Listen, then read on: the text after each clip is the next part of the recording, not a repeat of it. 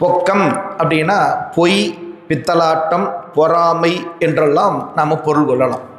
அந்த உள்ளுக்குள்ளே ஒன்று வைத்து புறத்தே ஒன்றாக பழகுபவர்களை கண்டு இறைவன் சிரிப்பான்.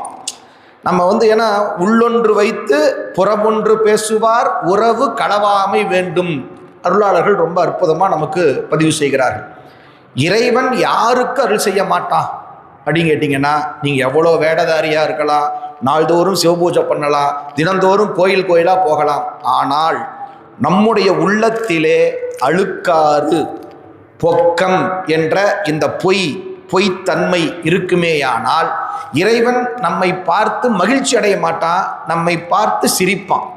நீ ஊரை ஏமாத்தலாம், என்ன ஏமாத்தலாமாப்பா அப்படிங்கிற மாதிரி இறைவன் சிரிப்பானாமா. பொக்கம் மிக்கவர் அப்பர் சுவாமிகள் ரொம்ப அழகா சொல்லுவாருங்க. நெக்கு நெக்கு நினைப்பவர் நெஞ்சுள்ளே புக்கு நிற்கும் பொன்னார் சடை புண்ணியன். பொக்கம் மிக்கவர் பூவும் நீரும் கண்டு நக்கு நிற்பர் அவர் தம்மை நாணியே. அழகான இலக்கணம் அப்பர் சாமி சொல்லிட்டார். யார் நெஞ்சில் இறைவன் இருப்பான், யார் நெஞ்சத்தில் இறைவன் இருக்க மாட்டான். ரெண்டு விஷயம் சொல்லிட்டாருங்க. நெக்கு நெக்கு நினைப்பவர் நெஞ்சுள்ளே புக்கு நிற்கும் பொன்னார் சடை புண்ணியன். நல்ல இறைவனை நினைந்து நெகிழ்ந்து உருகுகிறார்கள் அல்லவா, அத்தகைய அடியார்களுடைய உள்ளத்துல புகுந்து நிற்பானாமா. புகுந்து நிற்றல்னா வெளிப்பட்டு நிற்றல்னு அர்த்தங்க. ஏன்னா அவன் எப்பவுமே நம்ம எல்லா உயிருக்குள்ள இருக்கிறான், ஆனால் அவன் இருக்கிறத நம்ம உணராமல் இருக்கிறோம். ஆனால் அந்த உண்மை அன்போடு நாம் நெகிழ்ந்து நெகிழ்ந்து மகிழ்ந்து மகிழ்ந்து உருகி உருகி இறைவனை வழிபாடு செய்வோம்னா அவர்களுடைய இதயத்தாமரையிலே பிரகாசமாக இறைவன் வெளிப்படுவான்.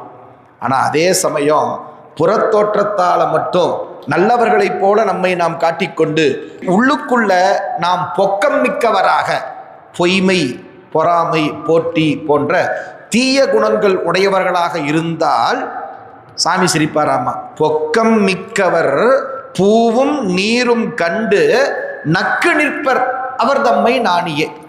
சாமி சிரிப்பாராமா. நக்கலா சிரிக்கிறோன்னு சொல்றோம்ல, அது மாதிரி டே டே டே ஏண்டாப்பா உள்ளுக்குள்ள ஒரு வஞ்சம் வச்சிருக்கிற, வெளியுக்குள்ள பக்திமானாட்டம் நடிக்கிறியே, இது எனக்கு தெரியாதா? நீ யாரை வேணா ஏமாத்தலாம், என்னிடத்திலையும் அதே நடிப்பை செய்கிறாயே, இது சரியா அப்படின்னு இறைவன் சிரிப்பானாமா. அப்போ இதன் மூலமாக அப்பர் சாமி நமக்கு என்ன சொல்ல வருகிறார் அப்படின்னு கேட்டால், புறத்தோற்றத்தால் மட்டும் நாம் வழிபாடு செய்பவர்களாக இருக்கக்கூடாது. அகத்தினாலும் உண்மை அன்போடு நாம் வழிபாடு செய்வோம் என்று சொன்னால் இறைவன் நமக்கு அருள் செய்வான்.